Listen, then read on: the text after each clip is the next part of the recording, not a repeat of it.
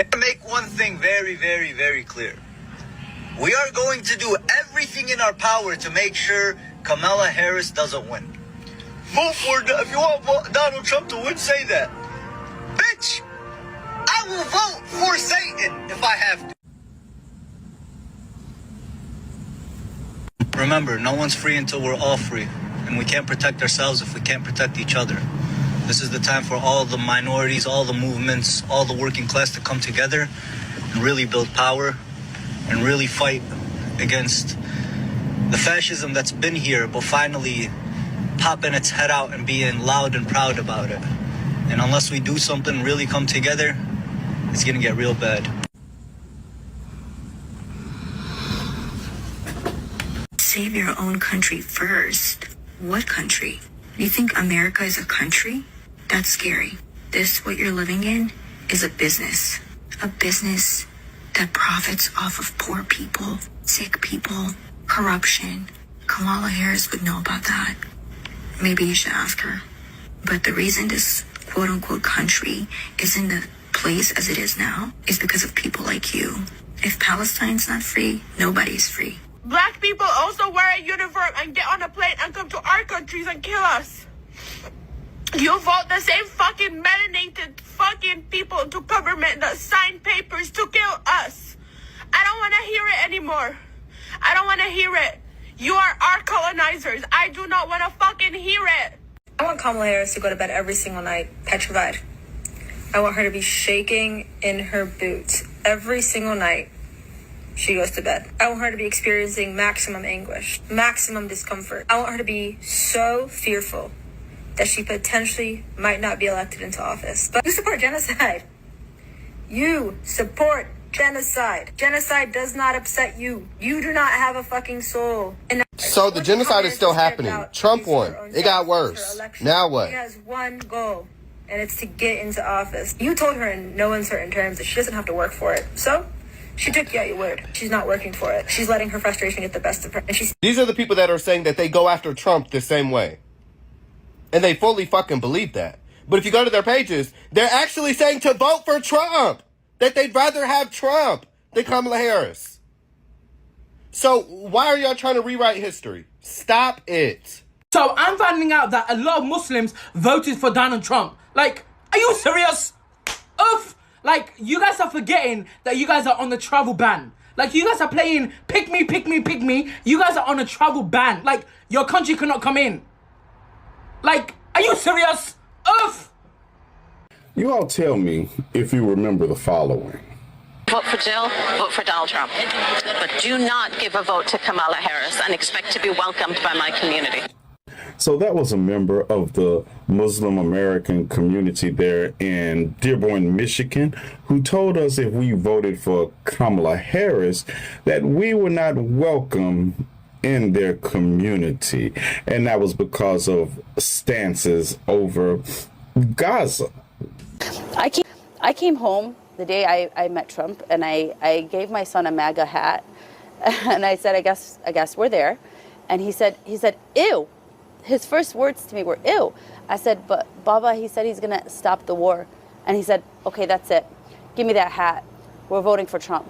Hi guys, my name is Esther Daniel and you are welcome back to the channel. So this video is about something that a lot of people are not saying out loud, but everybody is seeing. Right before the 2024 election, you had a strong push coming from places like Dearborn, Michigan. A lot of Arab and Muslim voters were telling people, do not vote for Kamala Harris. Some of them even supported Donald Trump or went third party, all because of Gaza. Now fast forward, Trump wins. And suddenly, those same voices are coming back saying, we need unity. We need to stand together. We need Black people.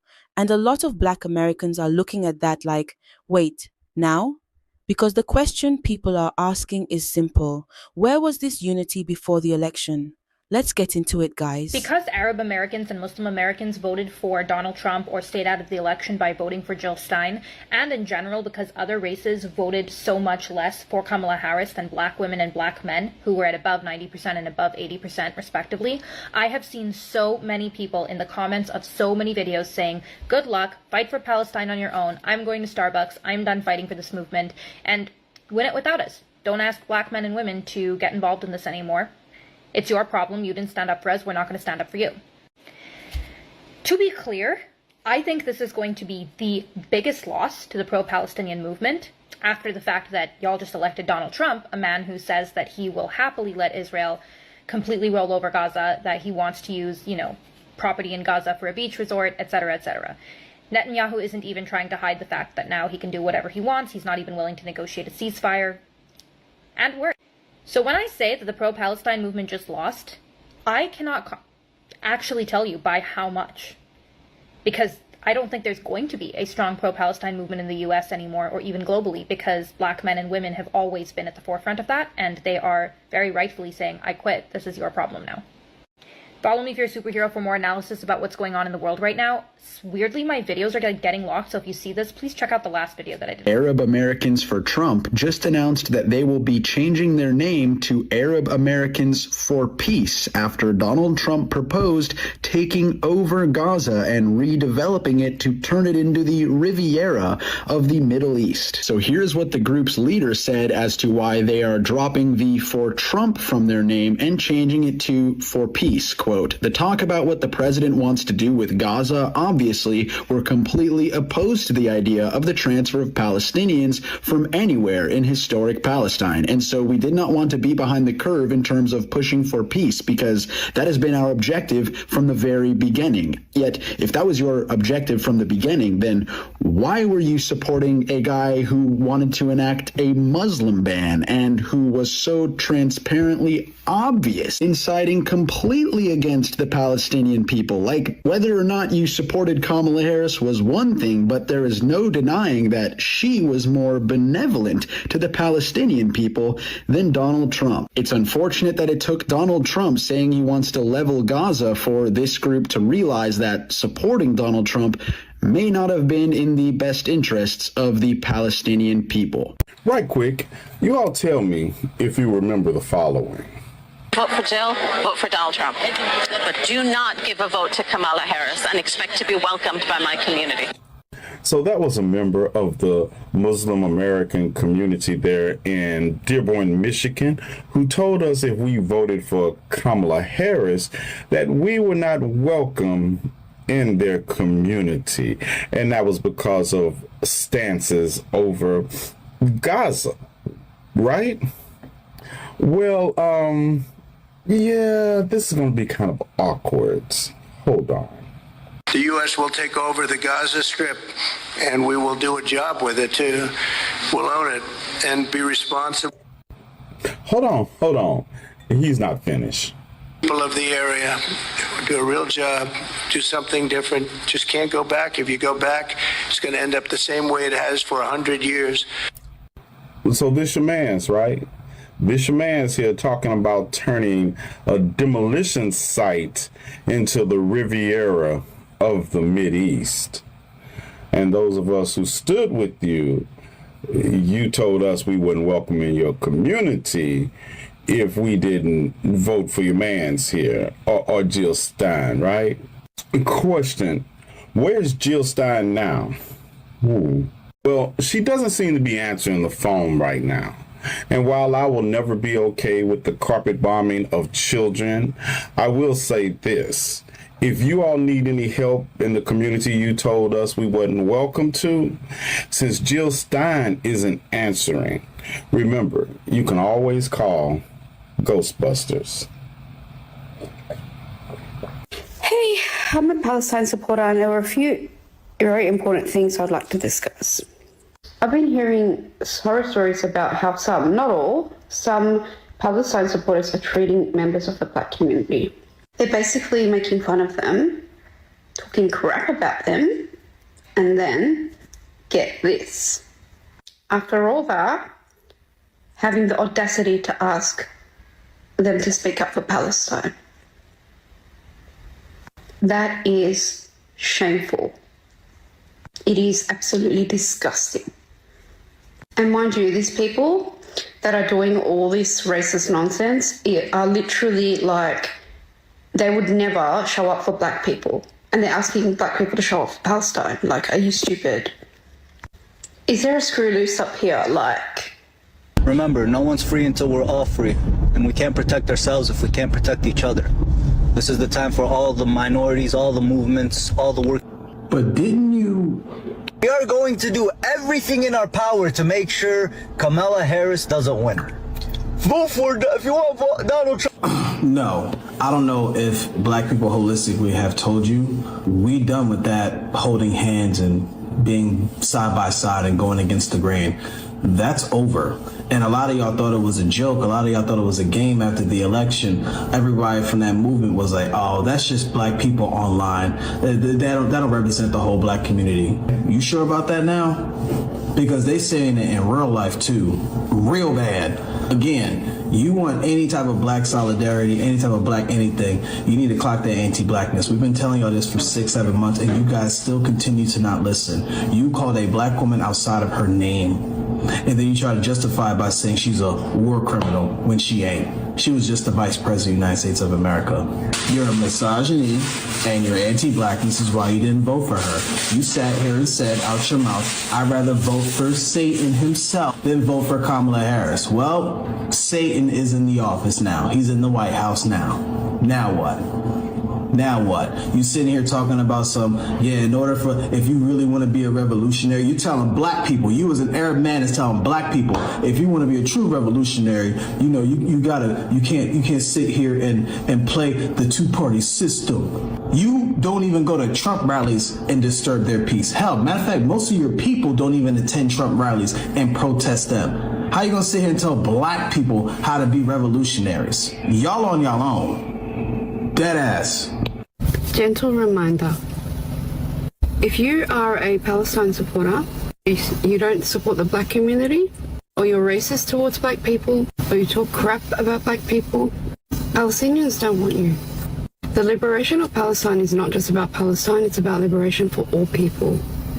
So if you're racist at all, we don't want you.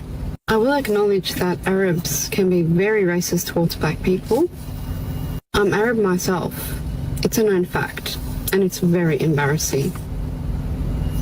So if you're racist towards black people, Palestine doesn't want you, nor do they need you. Has anybody heard from the Muslim leaders from Hamtramck and Dearborn, Michigan? The mayor of Hamtramck, you know, the one that started praising and kissing Donald Trump's ass just before the election, and said because of Trump's promise to protect Gaza and the Palestinians, everybody should vote for Donald Trump. And he got a whole lot of the Muslim community around Detroit to vote for Donald Trump. I'm just wondering if anybody heard from those leaders. I mean, after Donald Trump came and made the token visit to tell them sweet lies so that they could sell out their own people, they went on the local news channels and told Detroiters, vote for Donald Trump, don't vote for Kamala Harris. Because he stands for Palestine, he stands for peace in that whole conflict. And you could see the sliminess of these leaders, these men who persuaded much of their community to vote for Trump. Has anybody heard from them? I just want to know, has anybody heard? Because Trump barely won Michigan. Had they not followed these shady, slimy leaders, those in the Muslim community,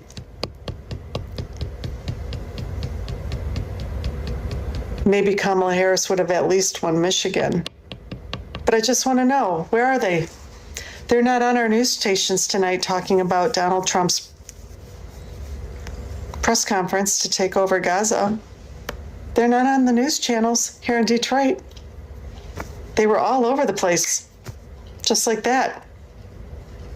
when they could be to promote Donald Trump. But where are they tonight? I want to know where the fuck they are. There are 3 points I want to make. The first is that if you are racist, Palestine doesn't need you, nor do they want you. Because Palestine is about liberating Palestinians, but also it's about liberating all people. If you are here only to liberate Palestinians and you don't care about anyone else, you are exacting the same form of racism that Zionists are doing to Palestinians. It is literally the same thing. They just do it worse. They're just worse. But it's still the same concept. You cannot say, freedom for Palestine, freedom for Palestine. I don't give a fuck about black people. They're this, they're that. And talk shit about them. It doesn't work that way. And mind you, black people are harmless. They do not hurt other people. They don't sit there bombing countries. And then the second point I want to make is, where is your integrity?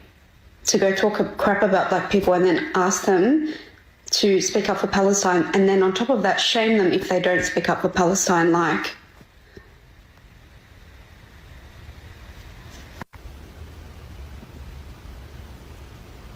You're weird. The third point I want to make is people that use the hashtag Palestinian Lives Matter. That is not your hashtag to use. That belongs to black people. Have some integrity, honestly. Even though I fully support the notion of speaking against settler colonialism, I also believe that it needs to happen in a certain way.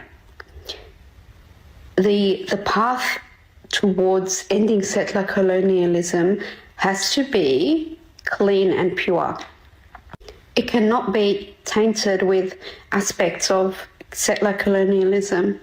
And yes, when you are shaming the black community or any other community per se, you are engaging in what the Zionists do. And that defeats the purpose.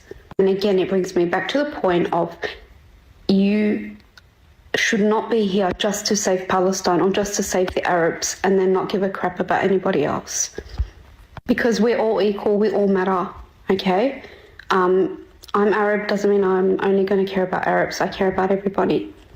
That is our duty to our fellow human beings. And I'll just add a little small thing. I am a teacher. I'm a grade 1 teacher. I teach at a school where the students are predominantly from East Africa. So they're mostly black, mostly from Somalia. And I will tell you that the black community has been the most amazing community to work with. I will never understand why people act like, being black is a bad thing. I think dark skin is beautiful. It's amazing. It looks great. I don't see the problem with it. And sorry, but black women are much prettier than us. So what I said. And it's really sad. I keep hearing stuff like, they need to get over it. Slavery happened like 100 years ago. And I'm hearing these comments like, whoa, people are really bitter. Like, they don't have lives, honestly. And then you hear stuff like, why don't they get over it? Okay, things happened. Slavery happened, but it was like 100 years ago. There aren't any structural inequalities anymore. It's like, no, there still are. They designed the world to benefit white people and to disadvantage people of color, specifically black people. It is literally documented. And asking somebody to get over slavery, like, dude, you can't even get over somebody tailgating you. And you're asking them to get over hundreds of years of slavery, of being caged. Like, some people really shouldn't like. Yeah. I mean, when you think about it, if you really had a life, if a person really has a life, would they have time to sit there and hate on black people? Or what they do and they don't do? Like, focus on yourself, bro. To all of you who are blaming us Arabs for Kamala losing, I'll tell you this. Kamala had everything already. All she had to do was stop sending billions of dollars to a foreign country. All she had to do was listen to the people, and she refused to do so. She shut down her voices time and time again. What did you think was going to happen? She's a grown woman. She made her choice, and she dug her own grave, and that's it. It has nothing to do with us. Particularly Palestinian voices were even talking about not endorsing the red and blue parties. And what do? Some of you? You vote for the parties that are hurting them in the first place. Did Palestine teach you nothing, or do you just not care about them? The second phase of the Gaza ceasefire was supposed to begin today. What happened instead is Netanyahu met with Trump to lobby his approval for another arms package to continue the war in Gaza. Again, negotiations for phase 2 were set to begin today, and they were postponed by Netanyahu until after his trip to Washington, leaving many outraged and wondering why. Well, we don't have to wait for the answer because Trump has just officially requested congressional approval for a new arms sale to Israel worth up to $1 billion. The proposed package, no doubt requested by Netanyahu himself, includes 4,700 1,000-pound bombs valued at over $700 million. It also includes armored bulldozers valued at over $300 million. And of course, after this request, Donald Trump told reporters that there is no guarantee that the ceasefire in Gaza will hold. Hamas has told the mediators in Egypt that they are ready to negotiate for phase 2. The only holdup is Netanyahu and Donald Trump. Because this ceasefire was never meant to hold. It was always meant to give Israel more time to rearm. I'm a pro-Palestinian supporter and I live in a swing state in America. And I thought I would share with you how I'm voting this election. I have felt extremely disillusioned from our democracy, and I had decided that I was not going to vote this election. I have been uncommitted, and though I was a registered Democrat, I believed that I was not going to vote. However, I live in a swing county in a swing state, and I am very aware that every vote counts. And I feel very irresponsible not going out to vote on Tuesday. Now, if I lived in a location in the US that was not a swing state, I would go out and cast my vote for Jill Stein and the Green Party. I feel like her policies most align with my belief system. However, as I stated, I believe it might be irresponsible to cast that ballot in a swing location. I have felt very disillusioned from the Democratic Party in particular this past year because of their disgusting stance on the genocide in Gaza. However, if I look at Donald Trump and I listen to his rhetoric, I know that his presidency would be even worse. I believe that he would allow Netanyahu to do anything that he wanted, as he's doing now, and I think that he would support even more genocide and even more destruction in the Middle East. Though I am not pleased with the Democrats, and I am absolutely disgusted with their policy on Palestine, I think that our best chance is to continue with a Democrat in office. Now, of course, there's so many other policies to consider when considering the candidates that we have. But for me, I think on Tuesday I'm going to cast my vote for Kamala Harris. And I thought I would share that with anyone who was on the fence or considering not going to the polls. If you don't want to vote for Jill, vote for Donald Trump. But do not give a vote to Kamala Harris and expect to be welcomed by my community. Palestine is central for some voters to decide how to cast their vote in the polling booth. But with war raging in the Middle East, can Kamala Harris convince some of them to back her campaign? Do either of the candidates have a voice that you can ally yourself with? And none of the major candidates, absolutely not. They're both the same.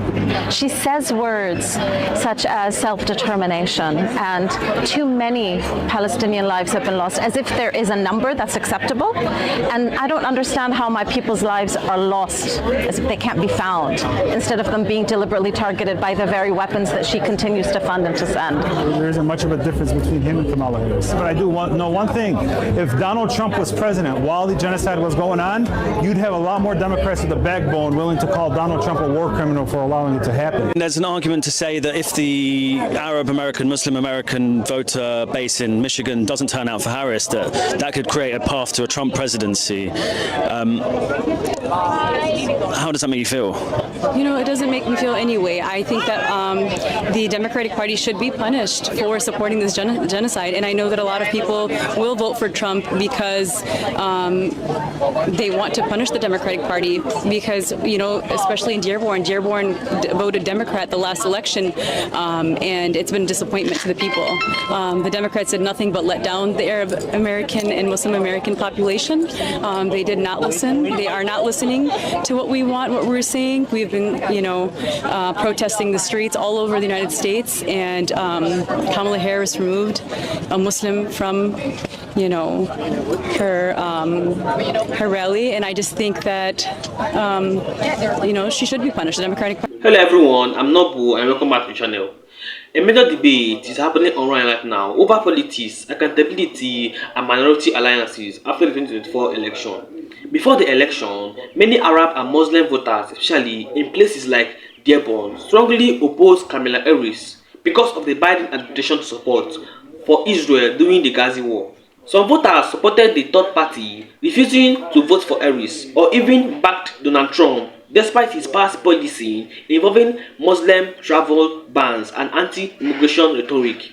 Now, after Trump's victory and controversial comments about Gaza, some activists and community voices are calling for unity between Arab Americans, Black Americans and other minority groups to push back against Trump's policy. But online, many black voters are pushing back hard, saying they were dismissed, criticized or ignored during the election, and now, suddenly, people want solidarity after the outcome didn't go the way they expected. That tension has sparked a bigger conversation about political alliances, loyalty, and whether unity can exist after deep disagreements. Personally, I think this situation shows how fragile political relations can become when communities only focus on their own immediate issues without thinking long terms. A lot of black voters stayed loyal to Democrats and warned people about what another Trump's presidency could look like. But during the election, some activists openly rejected those concerns because Gaza became the only issue that mattered to them politically. Now that Trump is back and making controversial statements again, suddenly there is a renewed push of unity. And I think many black Americans feel like, where was the unity before the election? That doesn't mean people shouldn't work together, push forward, but trust matters, respect matters. You can't spend months telling people their concern doesn't matter and then immediately expect a strong coalition once things go wrong. That's why emotions around this topic are so intense right now. Elections have consequences and political alliances only work when there is mutual respect on all sides. Let me know what you think in the comments.